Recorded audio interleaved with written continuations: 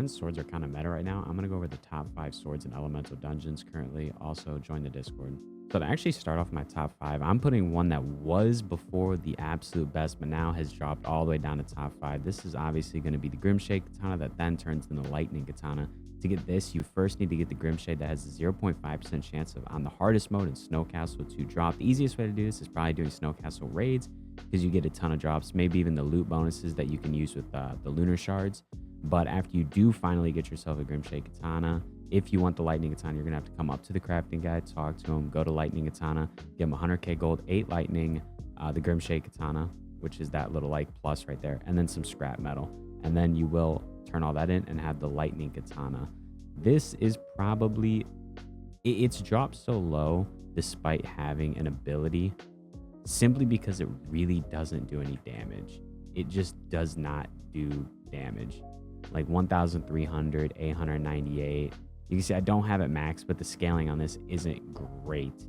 And swords don't really get much from things like skill points into swords. You can see like these base swords from the newest dungeon are way better than Lightning Katana, but Lightning Katana was never really meant to be used for any length of time. I think the longest you should really be using Lightning Katana realistically is probably up to Atlantis. Like once you hit Atlantis, you should probably not use Lightning Katana.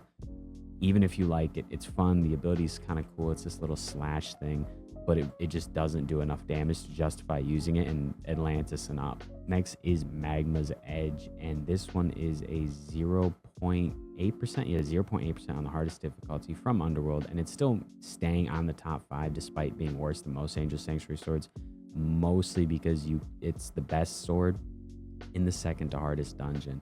But the power creep, whatever you want to call it, from Underworld to Angel Sanctuary is ridiculous. This thing gets outmatched by most swords, like just basic swords from Angel Sanctuary. But again, it's still staying on the top 5 because it might take you a while to get to Angel Sanctuary, and up until you do, it's still the best sword up until that point. But it's just after you hit Angel Sanctuary, you should not be using Magma's Edge anymore, because these just basic sword drops will be better. Next, and at number 3, is actually going to be the Poseidon's Trident, and where being weaker than like 90% of swords, it's still on here. It has a 0.1% drop from Atlantis, which you can get to pretty early actually. Now the main reason I have this so high at 3, like above Lightning Katana and Magma's Edge, is because of its movement. Its movement is like crazy. It's not crazy, but you have like your ability isn't really to do damage. You shouldn't be using this to use damage. You should be using it as like an extra dash. You know, like this is your dash, and then you can use like Magma's Edge to pull you, or even get higher. Like I use this a lot during raids when like moving away from like boss mechanics, things like, you know, like jumping again, and then like using your Magma's Edge to like get even farther.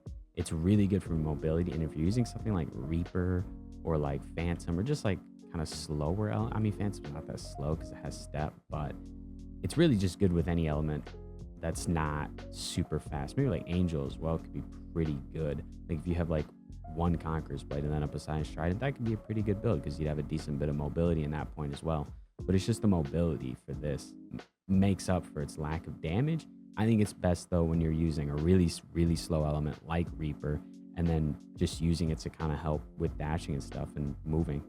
Now at number 2, that is the Doombringer. I think it has a 0.07% chance drop.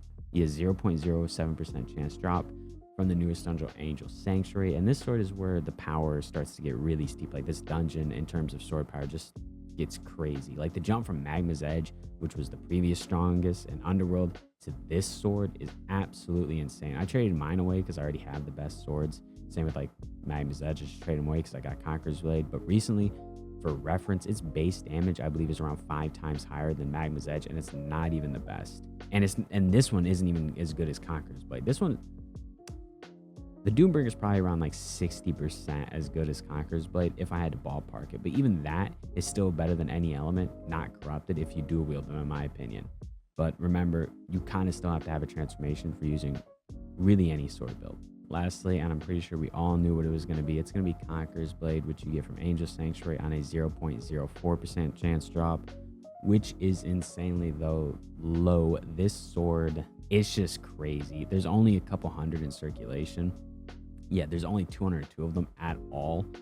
So hypothetically, really only 100 people could even dual wield this build, and there's probably even less people actually dual wielding this with this. But this thing is insane. Mine, for reference, if I activate the enchanted blade and then I hit the dummy, 151. And I have kind of bad rolls on these. 35 and 34 at about 29 and 30 upgrades is not great, and they still do 151. I've seen people do upwards of like 190, and this sword is the meta right now for beating really any content in this game. Raids, beating like the regular dungeons. This sword is paired with Angel or Phantom if you can get it. I don't use Phantom with it just because I like to use, like, I don't have Corrupted Phantom, and I only like to use Corrupted Elements so I can keep switching off. This thing's it's insane. With the transformation, so you have the damage reduction, so you can kind of just tank enemies. It's just insane. The damage, it's really just that. It's just the damage. It doesn't have an ability. It doesn't have anything like that. But you get 2 of them and you just start tapping M1. Really, anything's kind of easy. And that's the top 5. I want to say before I ended it, be careful when trading for swords or throwing everything away to get them, because their value drops off as soon as the new dungeon comes out. Same with armor and stuff. Like, look at the lightning katana and Magma's Edge. Once everybody wanted them, and now literally no one wants them. But thanks for watching. Hope this helped you. See you.